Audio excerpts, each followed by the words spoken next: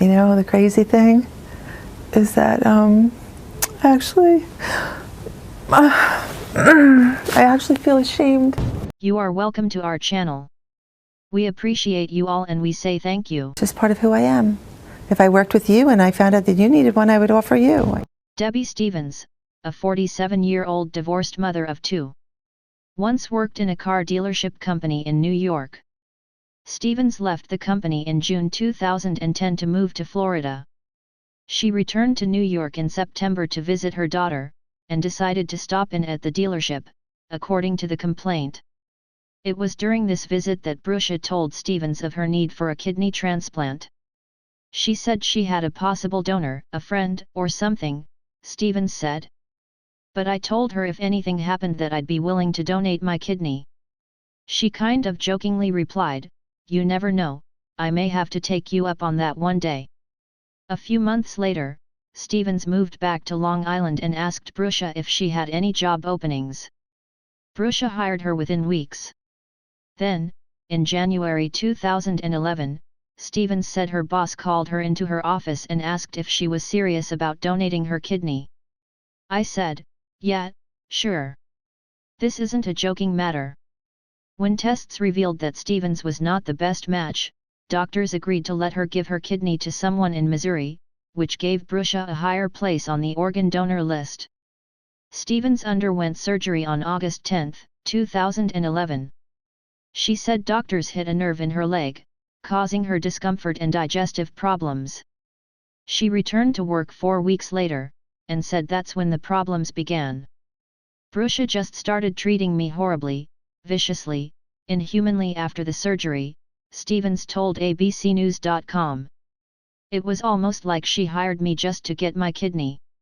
Although Stevens turned out to be less than a perfect kidney match for Brucia, Stevens donated her organ to an out-of-state stranger so that Brucia could move up on the organ donor list. "I don't have words strong enough or large enough to describe her treatment of me," Stevens said. "Screaming at me about things I never did, carrying on to the point where she wouldn't even let me leave my desk. It was constant screaming." Stevens said she was demoted and moved to a car dealership 50 miles from her home. She said the mental stress got even worse, with her supervisor calling her an actress. "It got so bad that I'd start to tear up at times," Stevens said. After consulting a psychiatrist for her mental stress, Stevens hired attorneys who sent a letter to Atlantic Automotive Group. Stevens was fired within a week. She now filed a formal complaint with the New York State Human Rights Commission, claiming her boss used her for her organ then fired her after the woman got what she wanted. Stevens' boss, 61-year-old Jackie Brucia, is one of the West Islip controllers for Atlantic Automotive Group, a billion-dollar dealership operator. Brucia hired Stevens in January 2009 as an assistant. When reached by ABC News, AAG referred all calls about the case to Jackie Brucia, Stevens' supervisor, who could not be reached for comment, at either the car dealership or her home. It is not known whether Brucia has legal representation at this time. Stevens' attorney, civil rights lawyer Leonard Leeds, said he planned to file a discrimination lawsuit against AAG, and would likely seek millions of dollars in compensation. "Our ultimate goal is to bring this before federal court," Leeds said.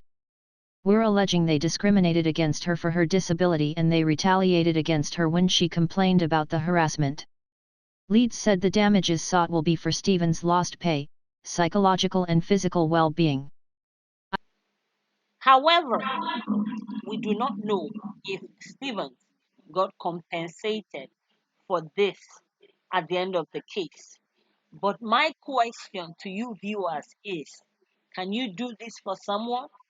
And if you can, if you feel you can, what form of appreciation do you expect from the recipient? Because in Stephen's case, all she got as a form of appreciation from her boss was a thank you text, just saying thank you for doing this for me, a text for that matter. So, guys, please comment below what you think, you know. And also, something tells me that from the day that Brucia, the boss, discussed this with Stephen, the time when she was telling Stephen that she needed a kidney, when they discussed that, I have a feeling within me that from that day, Brucia had marked Stevens to do that for her, whether in the spiritual or in the physical. But my feelings tells me she had that in the pipeline from that day. So it was just like it seemed like a remote something, like as if she was remoted to come back to that company to still give that kidney. What do you think? Please comment below. Thanks for watching. Please don't forget to like, share, and subscribe.